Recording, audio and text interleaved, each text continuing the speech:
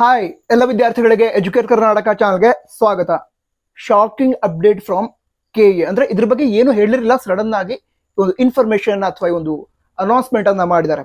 ಏನು ಅಂತ ಹೇಳಿದ್ರೆ, ಈಗ UGCET 2024 ಇದರ provisional first round seat allotment ಅನ್ನ ಮಾಡಿದ್ದಾರೆ. ಓಕೆನಾ, provisional first round seat allotment ಕೆದವರ ಅಫಿಷಿಯಲ್ ವೆಬ್ಸೈಟ್ ಏನಿದೆ ಅದನ್ನ ವಿಸಿಟ್ ಮಾಡಿದ್ರೆ ಅಲ್ಲೊಂದು ಲಿಂಕ್ ಕಾಣುತ್ತೆ ನಿಮಗೆ. UGCET 2024 ಮೊದಲ ಸುತ್ತಿನ ತಾತ್ಕಾಲಿಕ ಸೀಟ್ ಹಂಚಿಕೆಯ ಫಲಿತಾಂಶ ಲಿಂಕ್ ಅಂತ ಇದೆ, ಅದನ್ನ ಕ್ಲಿಕ್ ಮಾಡಿ ನಂತರ ವಿಡಿಯೋನ ಪೂರ್ತಿಯಾಗಿ ನೋಡಿ. ಯಾಕಂತಂದ್ರೆ ನಿಮ್ಮ ಹತ್ರ ಒಂದು ರಿಕ್ವೆಸ್ಟ್ ಮಾಡೋದು ಕೂಡ ಇದೆ. ಅಲ್ಲಿ ಸೀಟ್ ನಂಬರ್ನ ಎಂಟರ್ ಮಾಡೋದಕ್ಕೆ ಕೊಟ್ಟಿದ್ದಾರೆ.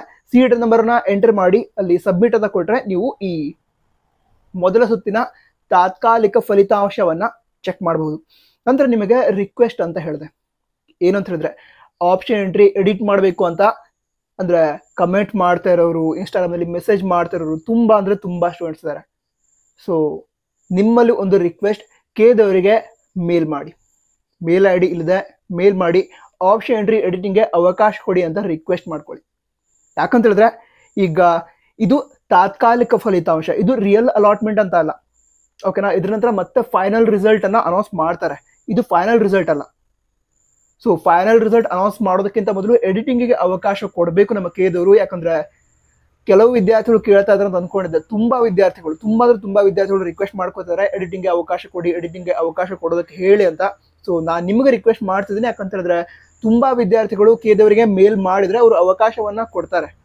ಸೊ ಈಗ ಚಾನ್ಸ್ ಇದೆ, ನಾವು ಕೆದವರಿಗೆ ಮೇಲ್ ಮಾಡಿ ತಿಳಿಸಿ, ಸ್ವಲ್ಪ ಟೈಮ್ ಬೇಕು ನಮಗೆ ಆಪ್ಷನ್ ಎಂಟ್ರಿ ಕರೆಕ್ಟ್ ಮಾಡೋದಕ್ಕೆ ಅಂತ. ಸೊ ರಿಕ್ವೆಸ್ಟ್ ಮಾಡ್ಕೊಳ್ಳಿ. ಓಕೆನಾ.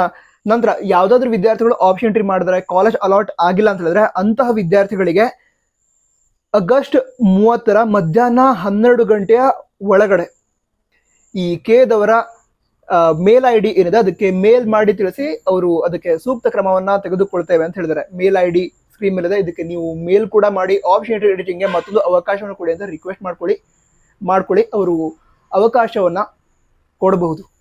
ಓಕೆನಾ. So all the best. ಜೈ ಹಿಂದ್. ವಂದೇ ಮಾತರಂ.